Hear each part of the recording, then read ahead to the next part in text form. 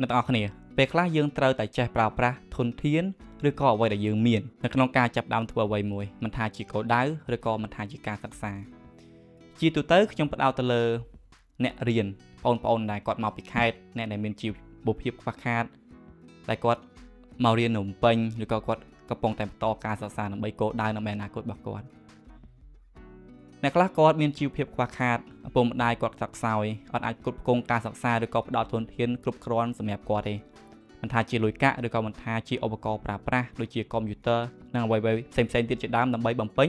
តម្រូវការសិក្សារបស់គាត់ប៉ុន្តែផ្ទុយទៅវិញយើងត្រូវចេះមើលខ្លួនឯងថាយើងមានអីហើយយើងប្រើប្រាស់អ្វីដែលយើងកំពុងតែមានឧទាហរណ៍មួយកាលពីខ្ញុំមករៀននៅភ្នំពេញអញ្ចឹងខ្ញុំមានតែកុំព្យូទ័រកាចាស់មួយទេខ្ញុំឡើងមកភ្នំពេញឆ្នាំ2018ចុងឆ្នាំ2018ខ្ញុំប្រើ laptop ដែលខ្ញុំទិញតាំងពី2014 2015ដែរពេលហ្នឹងខ្ញុំមាន laptop កាចាស់មួយពេលមករៀន IT ខ្ញុំបាទយើងជួបបញ្ហាពិបាកមែនតើនៅក្នុងការរៀនព្រោះវាដើរយឺតអីចឹងទៅផ្ទុយទៅវិញយើងឃើញមិត្តភ័ក្តិរបស់យើងផ្សេងៗទៀតគាត់មាន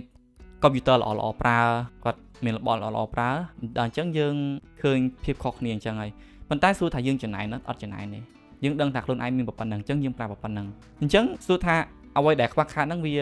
រាំងស្ទះដល់គោលដៅរបស់ខ្ញុំឬក៏វាបង្អាក់ដំណើរនៃការចង់ចេះចង់ដឹងរបស់ខ្ញុំបានទេអត់ទេខ្ញុំអត់វាអត់អាចផ្អាកខ្ញុំបានទេពេលខ្លះយើងត្រូវតែរករបៀបនៅក្នុងការធ្វើឬក៏របៀបនៅក្នុងការប្រើប្រាស់វាដើម្បីឲ្យមានប្រសិទ្ធភាពឬក៏ដើម្បីបំពេញនៅតម្រូវការរបស់យើងចេះច្នៃប្រឌិតនៅក្នុងការធ្វើអីមួយព្រោះថាយើងមិនមែនជាអ្នកមានធនធានទេអញ្ចឹងយើងត្រូវចេះទ្រាំយើងត្រូវចេះរងចាំយើងត្រូវចេះខំប្រឹងយើងត្រូវចេះតស៊ូគ្រប់កលៈទេសៈទាំងអស់ដើម្បីសម្រេចគោលដៅរបស់យើងខ្ញុំជឿថាមនុស្សម្នាក់ទោះបីជាពិបាកមិនក៏ដោយគាត់នៅតែមានសមត្ថភាពលទ្ធភាពនៅក្នុងការសម្រេចគោលដៅ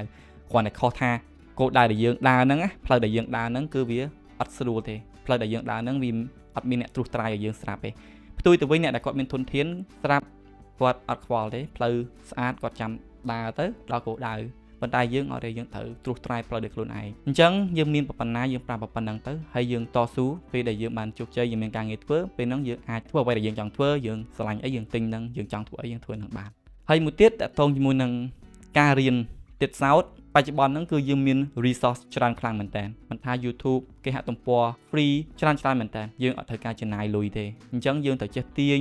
ផលប្រយោជន៍ពីរបស់ទាំងអស់ហ្នឹងពីរបស់ free ទាំងអស់ហ្នឹងដែលវាអាចជួយយើងអាចជួយបំពេញតម្រូវការរបស់យើងបានយើងកុំចាំតតែយើងមានបានយើងធ្វើមិនថាការងារអីក៏ដោយអ្វីក៏ដោយកុំចាំតយើងមាននេះបានយើងធ្វើយើងមាននោះបានយើងធ្វើកើតទេយើងមានប៉ុណ្ណាយើងធ្វើប៉ុណ្ណឹងឧទាហរណ៍អ្នកធ្វើ content គាត់ចាំតែគាត់មានកាមេរ៉ាល្អបានគាត់ថតចាំតែគាត់មានរបស់ឬក៏មានសម្ភារៈល្អៗបានគាត់ធ្វើជួនកាលយើងមានតែទូរស័ព្ទដៃកាចាស់មួយយើងអាចថតបានយើងធ្វើដើម្បីបំពេញក្តីសម័យរបស់យើងណាកុំចាំតតែវាមានណាអីដែលយើងមានតិចតួចហ្នឹងចាត់ទុកថាវាជាការចាប់ផ្ដើមជាការបើកផ្លូវសម្រាប់យើងនៅក្នុងការសម្រេចរបស់ធំៗដែលយើងចង់បានយើងកុំចាំតែរបស់ធំយើងមានប៉ុណ្ណាយើងធ្វើប៉ុណ្ណឹងបាទអរគុណ